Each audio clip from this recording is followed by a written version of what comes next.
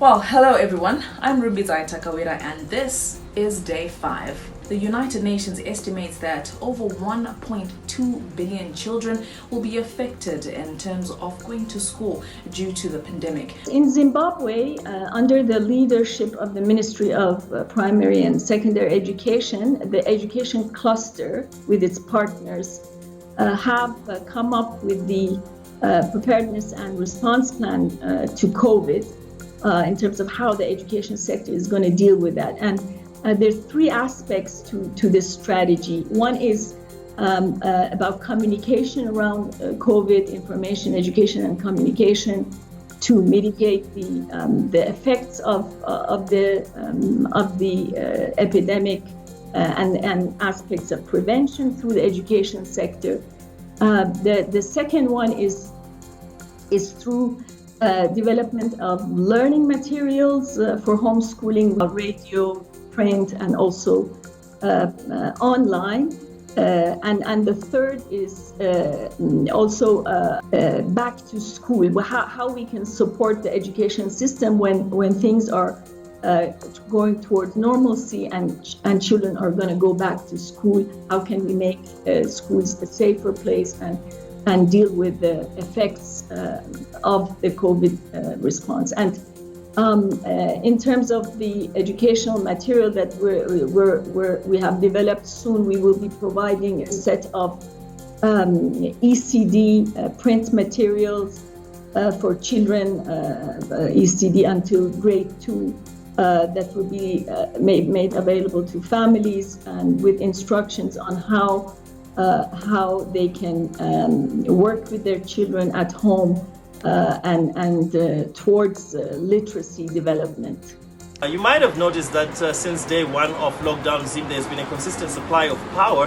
Now this might actually become a norm after the lockdown. Of course, this is after the Victoria Falls reached record highs in the past 20 years.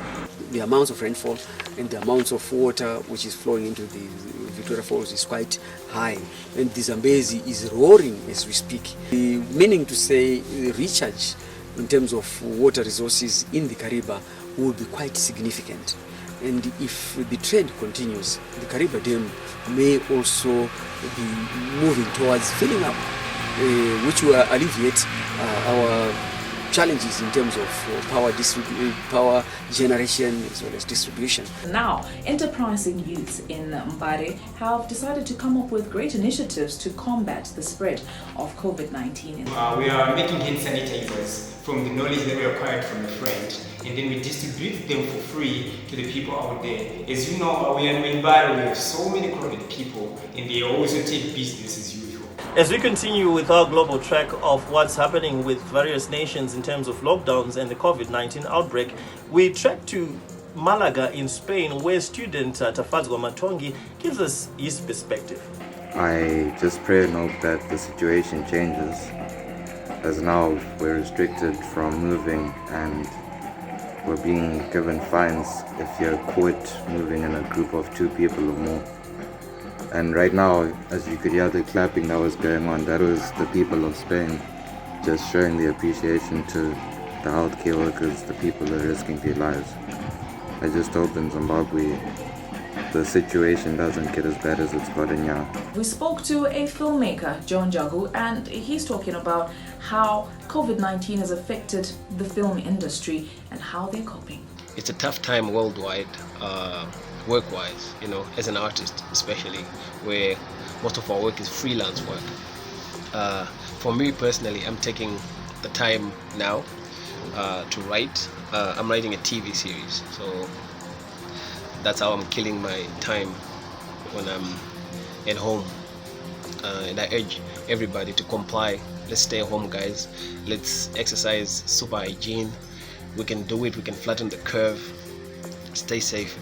Peace. So that's all we had for you on Life in 5 on day 5 of lockdown. Zim, many thanks for joining us. Please make sure that you do subscribe to all our pages on social media. That's YouTube, Instagram, Facebook, as well as Twitter. And the handles are PANO TV. Till next time, my name is McDonald Gurura. Goodbye.